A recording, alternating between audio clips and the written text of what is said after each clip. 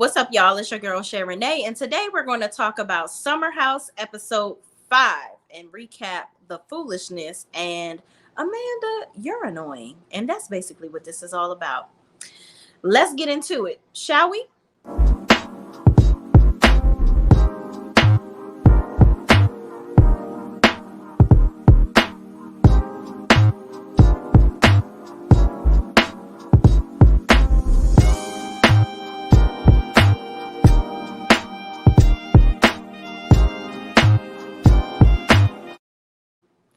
All right, y'all. So this episode was so dry. I was thinking about just coupling it with the next episode. Hopefully, I can get some more information out of that one. But this episode was just real dry. So it ain't this review gonna be real short. So the episode, and I need to take no notes.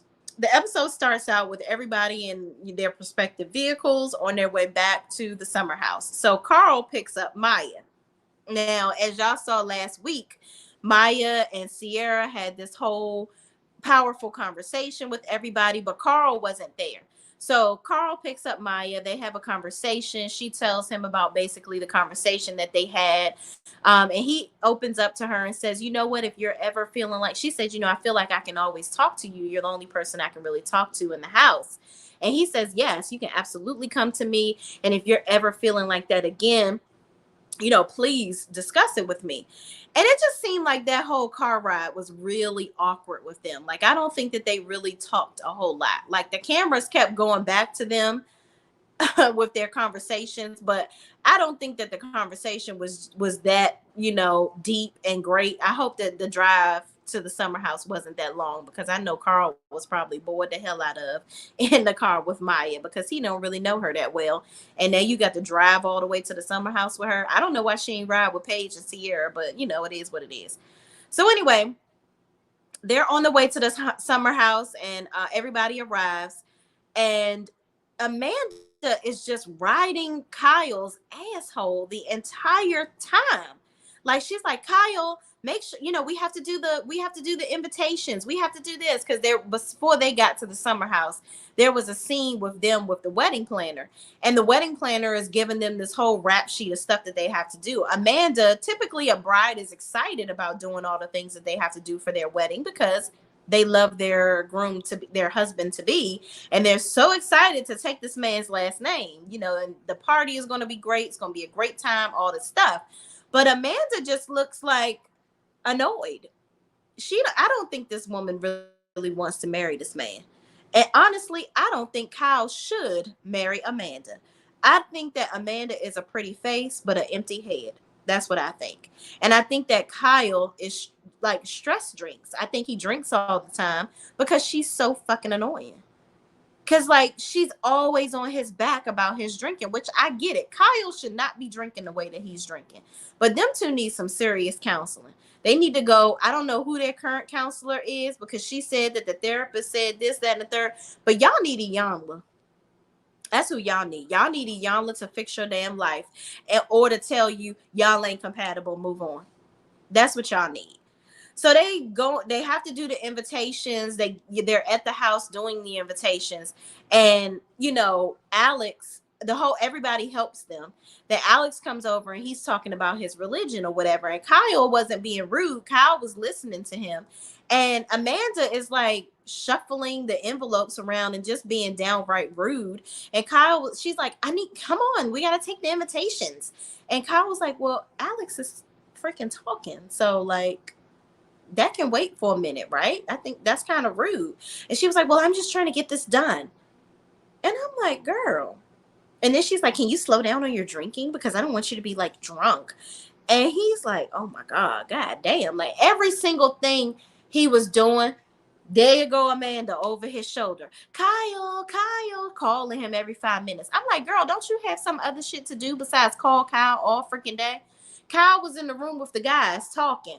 And here she go, Kyle, I need you to do this. I'm like, girl, shut the hell up. Like, oh my God. She's so annoying. I had to make sure I was like overly nice to my husband for a couple of days, because I was just like, listen, you need anything, like anything, you let me know, because I don't ever want to act like this bitch. It was just very insane. So they have this big old party where everybody is like dressing like some dominatrix or whatever. I don't know what the hell what's his name? Damn, Lou, what's his name? Lucas. I don't know. Y'all know who I'm talking about. I don't know what the hell he had on. He looked like some daggone cowboy or something. He did not understand the assignment. But everybody else was dressed appropriately. So there was a stripper pole outside. So Carl decided to get his tall ass on the thing, and he broke it. I was like, "Oh my god, why did this thing work all day and all of a sudden it breaks when you get on it?" I'm like, "Where's the person that installed this? This was not put up right." So then they go, I can't remember who did it, but somebody put a blindfold on Carl and took him over to Sierra. And so Sierra ends up making up with him twice while he's blindfolded. He's like, "Oh, that's really nice. This is cool." After he just been finished telling Maya that he had a connection with some chick that he met at a wedding and how he's trying to navigate being in relationships and being sober. So Sierra is kissing him or whatever. Mind you, she been drinking, so you probably got alcohol taste all down his throat. So he's like, "Oh, that was nice." And then they blindfold Andrea, and he comes over and Paige kissing him. Mind you, Craig been calling her all weekend, and as she's having moments with Andrea, like he got spidey senses knowing that she up there flirting and carrying on with Andrea. So she was telling Sierra that before the party happened. She's like, "It's like Craig has like a low jack on me or something. Every time I feel like I'm trying to get close to Andrea, here comes Craig." So I'm like, "Girl, make a decision, because at this point you ain't even letting Andrea pipe. Y'all just making out like high schoolers all over the place. Like, are y'all about to be screwing, and are y'all gonna be together or what?" Like, at this point, it don't even seem like you really want him as bad as he wants you. And it's very evident. So at the end of the episode, because I'm just telling y'all all the most important parts, because he went over and was talking to Amanda and was like, "How do I get with Sierra?" Because he liked Sierra, and Sierra, she don't like Alex. She made out with Alex one episode and that was it. I think she just did it because it was just something to do. And ain't nobody know Alex's name, so I guess she had to bring him into the fold some kind of way. So he sits down with Amanda and he's like, "Well, what do I do to get her attention? Like, I'm not that guy that's like, I'm the person that needs like 3 drinks before my date even shows up. I'll get that extra early so I can have 3 drinks before they even come so I can relax my damn nerves." So he's like, "What do I do?" And Amanda's like, "I bet you if you went over there right now and just made out with her, she would like something like that. Like, you got to be aggressive." But this was before she was kissing Carl. So like he saw her kissing Carl, and I think his confidence just went out the window. Any confidence that he slightly built up from that conversation with Amanda, it went out the window. Yeah. It ain't happening for Sierra and Alex, okay? So at the end of the episode, Danielle goes over to sit with Paige and Sierra. And she says, "I don't know what's going on with these two," talking about Amanda and Kyle. Because her and Kyle had a conversation where Kyle said, "The only thing that me and Amanda have in common is work." And I think Kyle just said that because he's frustrated with Amanda because she's been pissing him off and getting on his damn nerves the whole time.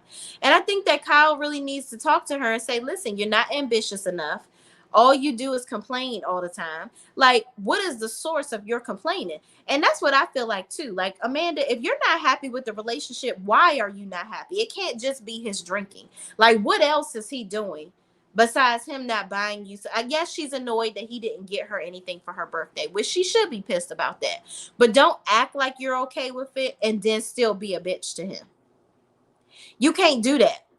Like, women got to stop doing that. If you forgive somebody, forgive them all the way, with your face, your body language, everything. Don't keep BSing around and saying, "Oh, I forgive you," but then you being stank still afterwards. Either you forgive the person or not. She's still mad that he didn't buy her anything for her birthday because she feels like he should know what she wants by now, which he should. But you said yourself he's not a huge gift giver, and you let him off the hook for years to not buy you anything. So it's your fault. And don't do extravagant things for him for his birthday no more. Because you're only doing it because you want him to do the same stuff for you. Like, I don't know. I don't know why the hell they got married. Like, I'm just like, Amanda, you acting like you don't like Kyle, but you was the same person that was his sneaky link years ago when he was single, and you was sneaking in the house and fucking him at night, and then he's sending you home in the Uber. But now you don't want to fuck him. You don't want to look at his dick. Like, he getting drunk and going outside talking about all I want is a blowjob. I'm like, well, damn, she was sucking the hell out your dick a cute couple years ago before you proposed when you wasn't claiming her. Now she probably forgot what your dick looked like. I don't understand that with these women. You do all this freaky stuff to get these guys. Then you was mad that he wasn't exclusive with you and you wanted to be exclusive.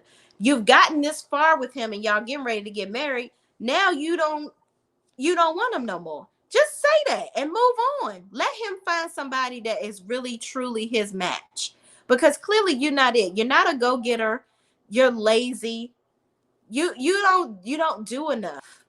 And I think that he's trying to cope because he does love you. But I think deep down inside, he knows that Kyle needs somebody that's organized. He needs somebody that's going to be that bitch, like somebody that's going to keep him on track. Somebody that's going to help him with his business. Somebody that got their own business as well. Like somebody that is an asset to him. Somebody that can really help him. And I bet you he won't even be thinking about drinking all the time because he's going to be so engrossed in his progression in life, and that partner is going to support him in that. Amanda is not that. She ain't it. She's not it. Everybody wants to make it seem like she's so amazing. No, actually, Kyle is the one that's good for her because she's not providing him with anything but good looks and an attitude all the time lately. Don't nobody got time for that. It's a lot of beautiful women out here.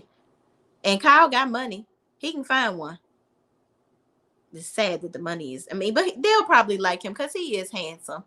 But anyway, y'all, that's all I got for Summer House because this episode was dry as hell. Hopefully the next episode will be better. Hopefully Maya won't be as boring and they'll continue to remember her name. So there's that, because Andrea did make it his business to make sure that he remembered her name this episode. So we'll see what goes on in the next episode. Anyway, y'all, thank you so much for watching. Please, please, please don't forget to like, comment, subscribe, and share this video with anybody else that watches this show too. And be sure to purchase from my sponsor's website, healisticthings.com, where you can find everything that's going to heal you beyond the prescription pad. Okay. Thank you guys for watching, and I will see you in the next video. Peace